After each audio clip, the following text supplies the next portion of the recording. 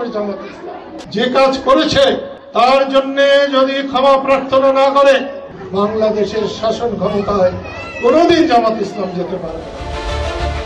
জামাত ক্ষমা না চাইলে বাংলাদেশের শাসন ক্ষমতায় কোনোদিন যেতে পারবে না বলে মন্তব্য করেছেন কৃষক শ্রমিক জনতা লীগের সভাপতি বঙ্গবীর কাদের সিদ্দিকী।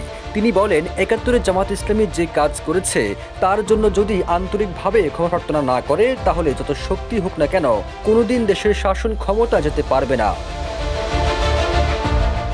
জামাতের এমপি প্রার্থীকে পাশে বসিয়ে বঙ্গবীর কাদের সিদ্দিকী আরো বলেন, তাদের সঙ্গে আমার বিরোধ ৭১ মুক্তিযুদ্ধের কারণে, তখন তারা অন্যায় করেছে, তবে আজকের প্রজন্ম সেই অন্যায়ের সঙ্গে জড়িত নয়। বাংলাদেশে জন্ম নেওয়া প্রত্যেকেই আমার কাছে সমান, সে জামাতের সন্তান হোক বা আওয়ামী লীগের। ৩০ সেপ্টেম্বর রাতে টাঙ্গাইলের মন্দির পরিদর্শনে গিয়ে এসব কথা বলেন তিনি। এখন যে কোনো ব্র্যান্ডের পুরাতন এসি বদলে নতুন ওয়ালটন এসিতে উপভোগ করুন 25% ছাড়। কাদের সিদ্দিকী আরো বলেন, মুক্তিযুদ্ধ করেছিলাম পাকিস্তানি হানাদারদের বিরুদ্ধে, তাদের অত্যাচারের বিরুদ্ধে। আমাদের হাতে যে অস্ত্র ছিল তার চেয়ে হাজার গুণ শক্তিশালী অস্ত্র ছিল পাকিস্তানিদের হাতে।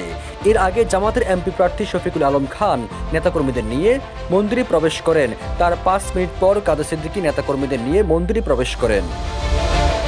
সবুজ আলম, নিউজ ডেস্ক, ইত্তেফাক।